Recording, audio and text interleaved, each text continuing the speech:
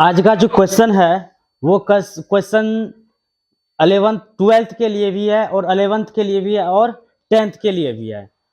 तो तीनों क्लास के लिए अति आवश्यक जरूरी है, जो कि 11th का तो बोर्ड होता नहीं है और 10th का बोर्ड होता है और 12th का बोर्ड होता है। तो ये दोनों क्लास के लिए आपको काफी मायने रखने वाली प्रश्न है ओम का नियम, जो कि आप लोग काफी सुने होंगे। ओम का लॉ, ओम का नियम और ओम का नियम का निगमन कैसे करना है। तो इसी सारे क्वेश्चंस को लेकर हम आए हैं आप लोगों के बीच। तो इस वीडियो को आप लोग लास्ट तक देखिए, ओम का नियम क्या होता है, जिसका हम सॉल्यूशन इस करने वाले हैं। तो देखिए, अंत तक देखिए, तभी आप लोग ओम का नियम समझ पाइएगा। तो यहाँ पर जैसे है ओम्स लॉ, तो ओम्स लॉ को हम आज प्रूफ करके दिखाएंगे और निगमन भी करके दिखाएंगे और फिगर के माध्यम से। और हम ये बताने के लिए चाहेंगे कि आप यहाँ से अगर क्वेश्चन को छोड़ते हैं तो ऑब्जेक्टिव भी या प्लस सब्जेक्टिव भी आपको कठिनाई होने वाला है। तो यहाँ से हम एक बात बताते हैं, यदि किसी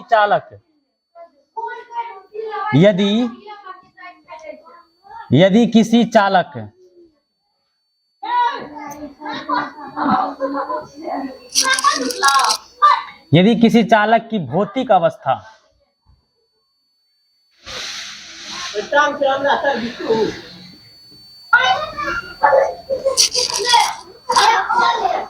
अवस्था जैसे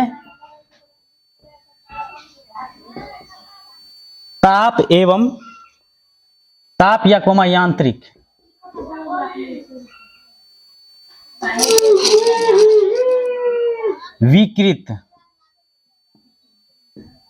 विकृति आदि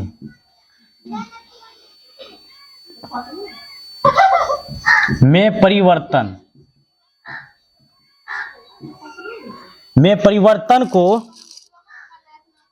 परिवर्तन न हो तो उसमें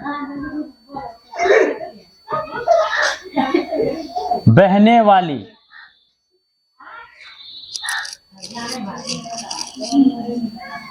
वाली धारा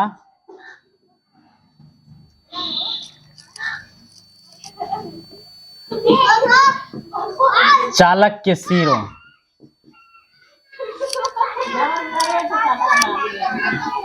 सिरों के बीच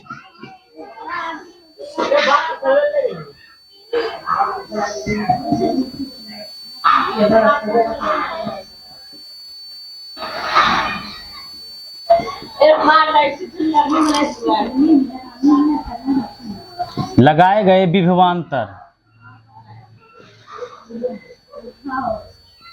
विभवांतर भी के अनुक्रमानुपाती होता है।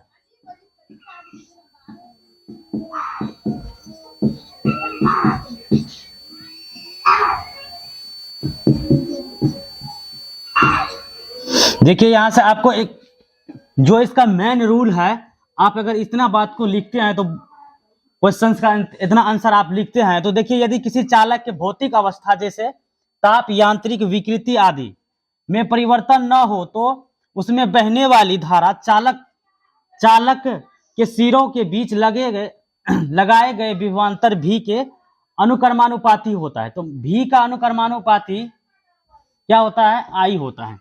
तो इसी का नियम का प्रतिपादन हम करने वाले हैं। यहां से जैसे कि आप देख रहे हैं कि भी प्रोपोर्शनल आई है, भी प्रोपोर्शनल आई। तो भी जो होता है वो क्या है? विभवांतर है। आई जो है वो क्या है? धारा है, विभवांतर है। तब होगा क्या? यदि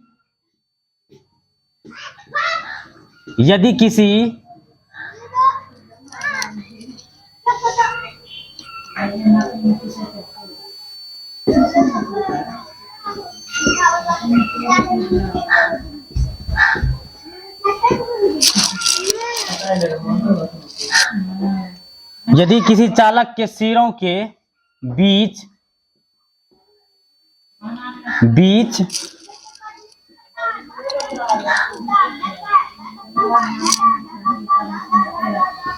विभवांतर, विभवांतर भी,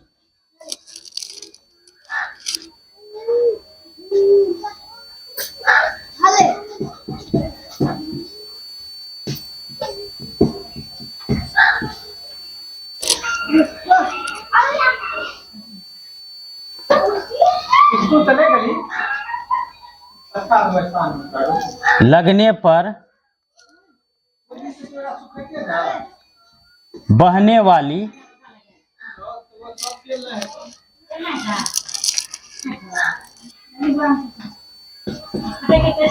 बहने वाली धारा आई हो। तब देखिए यहां से हो रहा है कि आपको यदि किसी चालक के सिरों के बीच विभवांतर भी और लगने पर बहने वाली धारा आई, तो हमें यह भी और आई के बीच का जो संबंध होता है वही ओम का नियम दर्शाता है कि ये क्या होता है कि प्रोपोर्शनल क्यों आता है, प्रोपोर्शनल को हटाने से कोई नियतांक को क्यों ले आते हैं हम। तो देखिए जैसे यहां पर हम फिगर के माध्यम से आपको एक फिगर का डायग्राम दिखाते हैं। देखिए ये आई धारा है, ये आई धारा है, ये क्या है, ये भी विभवांतर है। यहां से यहां तक का दूरी भी है और यहां से यहां तक का दूरी आई है। इसका जो बीच में होता है धात्विक चालक, क्या होता है, धात्विक चालक। ओम का नियम केवल धात्विक चालक पर ही सत्य होता है, अन्यथा किसी भी और पर सत्य नहीं हो सकता है। तो ये होगा कि भी बराबर भी प्रोपोर्शनल आई होगा। तो इस नियम को भी प्रोपोर्शनल आई यानी अनुक्रमानुपाती, भी प्रोपोर्शनल आई, तो ये प्रोपोर्शनल को हम हटाने के लिए कोई नियतांक को ले आते हैं यानी कांस्टेंट को ले आते हैं। तो क्या हो जाएगा, भी बराबर आई आर। आर क्या है यहां पर, आर कांस्टेंट है, क्या है, कांस्टेंट है, यानी भी बराबर आई आर। ये है ओम का नियम, ये क्या है, ओम का नियम है। यहां से देख सकते हैं इस समीकरण को लाने के लिए हमको इतना बात लिखना पड़ता है और हमको ये ग्राफ में दिखाना पड़ता है कि ओम का नियम किस तरह से काम कर रहा है। ये जो है ये धात्विक चालक है और इसमें आई धारा है और भी विभवांतर है। इसके बीच का जो उत्पन्न हुआ धात्विक चालक पर परिणाम, तो ये क्या हो जाता है, भी बराबर आई आर। आर क्या है यहाँ पर कांस्टेंट है और भी क्या है, विभवांतर, और आई क्या है, धारा। यदि किसी चालक के सिरे के बीच अगर विभवांतर भी लगाने पर बहने वाली धारा क्या हो जाएगी, आई होगा, और होगा क्या, समानुपाती यानी अनुक्रमानुपाती होता है। तो अब यहां से हम देख सकते हैं कि आपको इस तरह से भी लिखा हुआ रहेगा कई क्वेश्चन में कि यहाँ पर जैसे आप आई को ले आएंगे तो क्या हो जाएगा, भी बट्टे आर हो जाएगा। ये भी ओम का ही नियम है, ये भी क्या है, ओम का ही नियम है। बस ओम का नियम में बस इतना ही लिखना, इससे ज्यादा कुछ लिखना नहीं है। तो अब ये इतना क्वेश्चन को आप स्क्रीनशॉट कर लीजिए। 10वां वाले जितने भी विद्यार्थी है इस क्वेश्चन को आप स्क्रीनशॉट कर लीजिए और आगे पीछे करके जो भी प्रॉब्लम हो रहा है वो सोल्व सुन के फिर से अपना कॉपी में नोट कर लीजिए। अब जो है हम इसका रूप का यानी ओम के नियम का निगमन करने वाले हैं, यानी अंडर 12th के लिए जो है इसमें निगमन का रहता है। 12th वाले के लिए भी इतना ही काफी है। और एक नियम है, एक और रूल है उसका, निगमन। तो निगमन हम बता रहा हूं इसके बाद, तो स्क्रीनशॉट कर लीजिए आप।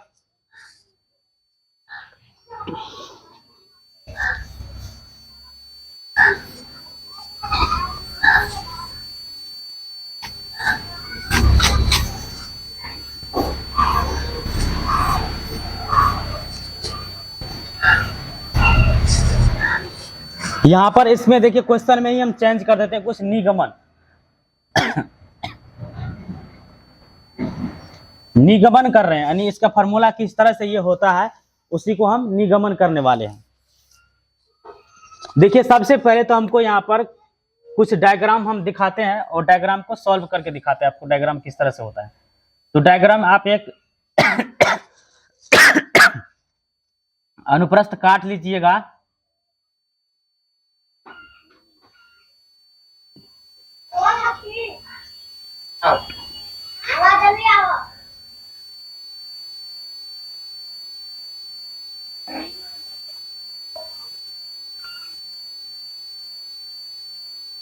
ये अनुप्रस्थ काट है, इसका लंबाई क्या है, एल है, इसका विभवांतर भी है, इसमें जो है ये भी डी,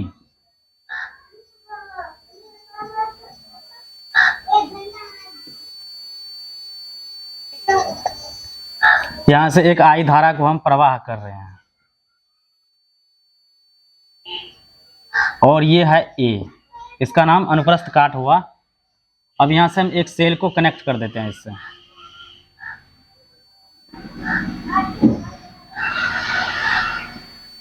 ये प्लस का, ये माइनस का। अब देखिए ये जो आपको फिगर बन के तैयार हुआ है, इसी पर हम बात करने वाले हैं। इसमें जो है ई है। देखिए कल हम आपको बताए थे, अगला क्वेश्चन कल के क्लास में हम बताए थे आपको कि आई बराबर एन ई भी डी, ये सब हम बताए थे।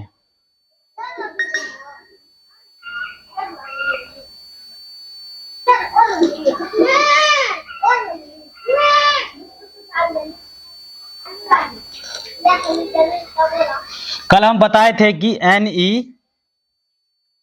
ए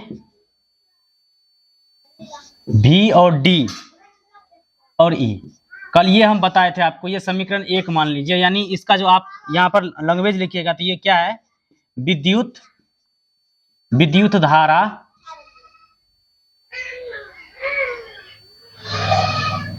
और अपवाह वेग में संबंध, क्या है, संबंध। कल ये क्वेश्चन कल वाले में क्वेश्चन को ये हल किया हूं, आप ये यहां से जान सकते हैं कि आई बराबर एन ए भी डी ई, यानी इलेक्ट्रॉन होता है। अब अपवाह वेग बराबर जो होता है वो फॉर्मूला आता है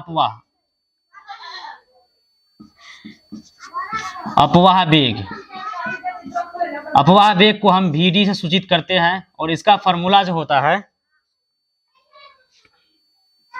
ई टाउ, इसका नाम है टाउ बटे एम एल, क्या होता है, एम एल। अब देखिए ये समीकरण दो को, ये दो इसको मान लीजिए। अब इसी दोनों समीकरण में हमको तुलना करना है कि ओम का नियम V बराबर आई आर क्यों होता है, क्या रीजन है। तो यहां पर हम क्या करेंगे कि समीकरण एक में VD का मान रखने पर, समीकरण एक में VD का मान रखने पर,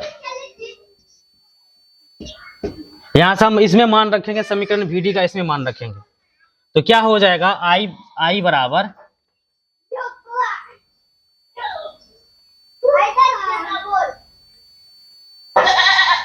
एन ए, और यहां देखिए VD का मान रखना है हमको, तो VD का मान क्या है, ई भी टाउ एम एल और ई, बस इसी में संबंध हमको दिखाना है। अब देखिए ई और ई गुना में है, तो गुना में पावर जुटता है, तो हम क्या करते हैं कि इसको एन ए को और एम एल और ई का स्क्वायर और टाउ को रख लेते हैं, और बाद बाकी यहां पर क्या है, इस भी को हम उस साइड ले चलेंगे, तो ये क्या हो जाएगा, आई बटे भी हो जाएगा। अब जो ये जो होगा पूरा, ये क्या होगा, कांस्टेंट होगा, ये वाला मान क्या होगा, इसका कांस्टेंट यानी नियतांक होगा, ये आर के बराबर होगा, जहां यहां से लिख सकते हैं कि एन ए ई स्क्वायर यानी टाउ और एम एल ये क्या हो जाएगा, कांस्टेंट के बराबर हो जाएगा, इसको हम कांस्टेंट के बराबर हम लिख सकते हैं। अब देखिए थोड़ा पार्ट जगह का अभाव पड़ रहा है, अब इसका बराबर तो हम पूरा हम आर लिख सकते हैं, क्योंकि ये कांस्टेंट है, तो कांस्टेंट का मान हमने आर रखा है, तो आर बराबर हम लिख सकते हैं कि भी बराबर आर बराबर आई बटे भी है। अब देखिए इसके बट्टे में नहीं कुछ हो तो एक है, तिर्यक गुना कीजिए तो क्या हो जाएगा, आई बराबर